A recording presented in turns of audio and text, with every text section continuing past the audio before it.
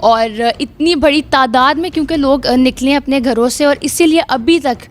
2 سے 3 دن ہو گئے ہیں کہ الیکشن کے فائنل رزلٹس ہی نہیں مل رہے. تو اسے ووٹ کی طاقت کہتے ہیں، اور یہ بہت خوشی کی بات ہے کہ پاکستان کی قوم نے اس دفعہ اس طاقت کا صحیح استعمال کیا ہے. اس ظلم کا بدلہ، اس جبر کا بدلہ کل پچھلے 2 سے 3 دن پہلے جب الیکشن 8 فروری کو ہے، تو اس چیز کا بدلہ ہماری عوام نے اس تعداد میں نکل کے لیا ہے کہ یہ آگے پیغام پہنچے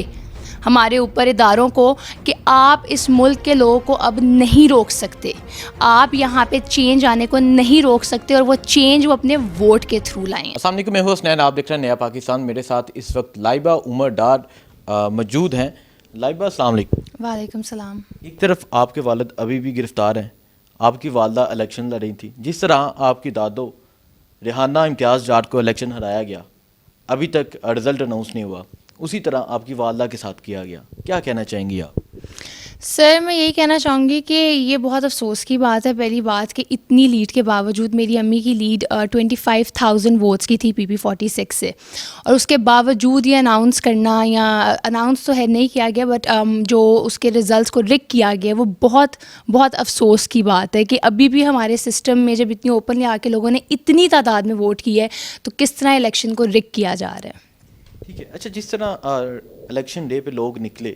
اور لوگوں نے ووٹ ڈالے، تب آپ کے کیا جذبات تھے، کیا سوچ رہی تھی کہ کیا شام کو کیا رزلٹ آئے گا؟ اور جب شام کو رزلٹ آیا اچانک ہی چینج کیا گیا. یہ ڈار فیملی کے ساتھ ہی ہوتا ہے، اس سے پہلے بھی ہوا عثمان ڈار کے ساتھ، اگین آپ کی فیملی کے ساتھ ہوا، کیا کہیں گے آپ؟ سب سے پہلی بات تو مجھے شروع سے یہ بات، مجھے اور پوری قوم کو یہ بات پتہ تھی کہ اگر الیکشن ہوتا ہے تو اس میں کوئی ڈاؤٹ نہیں تھا کہ PTI نے جیت جانا تھا، اور PTI 2/3 میجورٹی کے ساتھ آ چکی ہے آلریڈی. اور جہاں تک بات آپ صحیح کہہ رہے ہیں، ہمارے ساتھ یہ 2018 میں بھی چیز ہوئی تھی کہ میرے چاچو کا الیکشن رک کیا گیا تھا، اور تب یہ چیز ایڈمٹ بھی کی گئی تھی کہ ایک فون کال کے تھرو وہ الیکشن رک کیا گیا تھا. اور اس دفعہ بھی یہی چیز ہوئی ہے، کیونکہ یہ بات ہر کوئی جانتا ہے، یہ تمام سروس کے تھرو ہم جانتے ہیں. ہمارے پاس پولنگ اسٹیشنس کے رزلٹس ہیں، 340 پولنگ اسٹیشنز ہیں جن کے ہمارے پاس رزلٹس ہیں. اس کے اکارڈنگ جو میری دادو ہیں وہ کافی بڑی لیڈ سے جیت چکی ہیں NA71 کا الیکشن مسٹر خواجہ آصف سے. تو یہ افسوس کی ہی بات ہے کہ ہر دفعہ آپ اس حلقے کو رک کر کے ایک بندے کو دے دیتے ہیں ایز دو وہ اس کو اون کرتے ہیں، جس سے وہ کسی کی پرسنل پراپرٹی ہو گیا، جبکہ یہ سیالکوٹ کی عوام کا فیصلہ ہے، ان کی آواز ہے، جو وہ 1-2 دن پہلے سنا چکے ہیں 8 فروری کو، کہ وہ ریحانہ امتیاز ڈار کو چوز کرتے ہیں، وہ عمران خان کو چوز کرتے ہیں، اور خواجہ آصف کو اب ان کے سر پہ مسلط کرنے کی آپ کو مزید ضرورت نہیں ہے.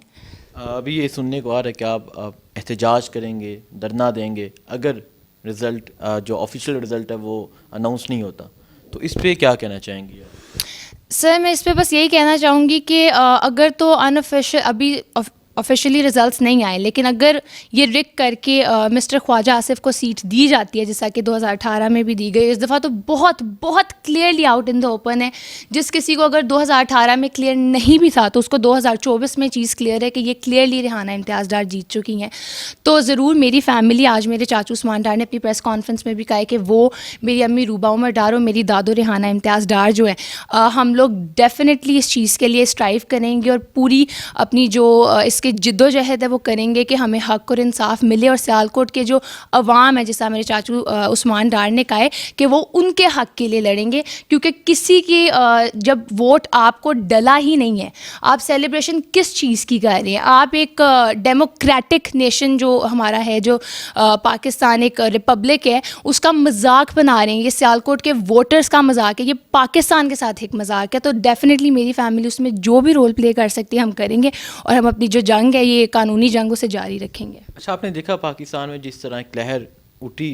شام 6 بجے کے بعد کہ یہاں سے بھی جیت کے، یہاں سے بھی جیت کے، پاکستانیوں نے جس طرح ہر علاقے سے، ہر شہر سے، ہر گوڑ سے، دیہات سے تحریک انصاف کو جتوایا، اس حوالے سے کیا کہنا چاہیں گے آپ؟ میں بہت خوش ہوں.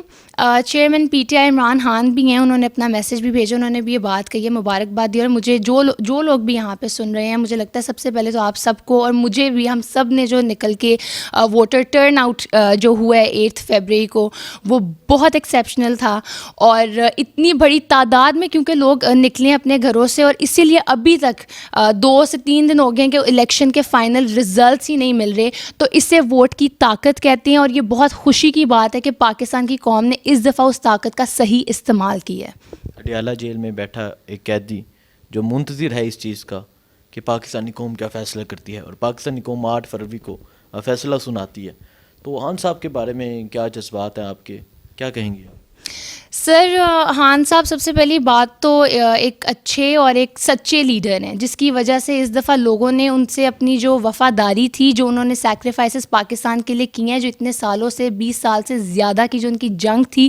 کہ وہ چاہتے تھے کہ پاکستان کے عوام کو اپنے رائٹس کا پتہ چلے، انہیں پتہ چلے کہ ان کی ووٹ کی جو طاقت ہے، پاکستان ایک ٹرولی ڈیموکریٹک کنٹری بنے، وہ چیز ٹرولی اس دفعہ انہوں نے دیکھی اپنی عوام میں، وہ اس سے بہت خوش ہے، ان کی عوام بھی ان کے ساتھ کھڑی ہے، اور یہ چیز پروف کی ہے پاکستان کے لوگوں نے 8 فروری کو کہ ہم اپنے خان کے ساتھ ہیں، ہم اس نظریے کے ساتھ ہیں جس کی طرف وہ ہمیں آگے لے کے جانا چاہ رہے ہیں، اور اٹس ہائی ٹائم کہ پاکستان اب ایز اے کنٹری پروگریس کرے۔ لاہور سے آپ کے والد صاحب کو اٹھایا گیا تھا، اس کے بعد عدالت پیش کیا گیا، جب ریحانہ امتیاز ڈار عدالت لاہور ہائی کورٹ میں پٹیشن لے کر گئی، تو ابھی تک رہائی نہیں ہوئی، کیا وجہ سمجھتی ہیں، کیوں نہیں رہا کیا جا رہا؟ سر جو ان کے اوپر جعلی کیسز ہیں، آج 43 ڈیز ہو گئی ہیں تقریباً ان کو جیل کے اندر، سیالکوٹ جیل کے اندر، اور ان جعلی کیسز کو وہ اتنا پرولونگ کر رہے ہیں کہ ان کو نہیں ریلیز کیا جا رہا۔ تو اس کی یہی وجہ ہے کہ یہ ہمارے ملک میں کوئی قانون ہی نہیں ہے، یہاں پہ بیٹھے بیٹھے سب کے اوپر پہلے تو وہ کیسز بن جاتے ہیں جو ایگزسٹ ہی نہیں کرتے، جیسا میری فیملی کے اوپر کرپشن کے کیسز بنے جو کہ کبھی ہوئی ہی نہیں، پھر اس کے بعد الیکشن سے ایلیمنیٹ کرنے کے لیے میری دادوں کو، میری ماما کو جعلی کیسز کیے گئے، لیکن انشاءاللہ جلد میرے بابا مجھے پورا یقین ہے کہ وہ گھر آ جائیں گے اور یہ مشکل وقت بھی ختم ہو جائے گا۔ اچھا، جو 9 مئی کو گزشتہ یہ آپ کہہ لیں تقریباً 9 سے 10 ماہ ہو چکے ہیں کہ جو پاکستان کے عوام کے ساتھ کیا گیا، جو جعلی کیسز میں لوگوں کو اندر ڈالا گیا، جو ظلم اور بربریت کا مظاہرہ کیا گیا، جیسا لوگ کے گھروں میں آ کے ان کی خواتین کو، ان کی فیملیز کو ہراساں کیا گیا، اس ظلم کا بدلہ، اس جبر کا بدلہ کل پچھلے 2 سے 3 دن پہلے جب الیکشن 8 فروری کو ہے، تو اس چیز کا بدلہ ہماری عوام نے اس تعداد میں نکل کے لیا ہے کہ یہ آگے پیغام پہنچے ہمارے اوپر اداروں کو کہ آپ اس ملک کے لوگوں کو اب نہیں روک سکتے، آپ یہاں پہ چینج آنے کو نہیں روک سکتے، اور وہ چینج وہ اپنے ووٹ کے تھرو لائے ہیں، اور اس بات پہ میں اور میرے ساتھ تمام پاکستان کے لوگ بہت خوش ہیں۔ Chairman P T I Imran Khan بہت خوش ہیں، وہ ہر انسان جو کہ اس ملک کو ایک ڈیموکریٹک ملک دیکھنا چاہتا ہے، ایک جمہوریت کی طرف، ٹرو جمہوریت کی طرف دیکھنا چاہتا ہے، وہ بہت خوش ہے کہ ہم نے نکل کے 8 فروری کو اپنے گھروں سے یہ دکھا دیا کہ اب ہم لوگ غلامی نہیں ایکسیپٹ کریں گے۔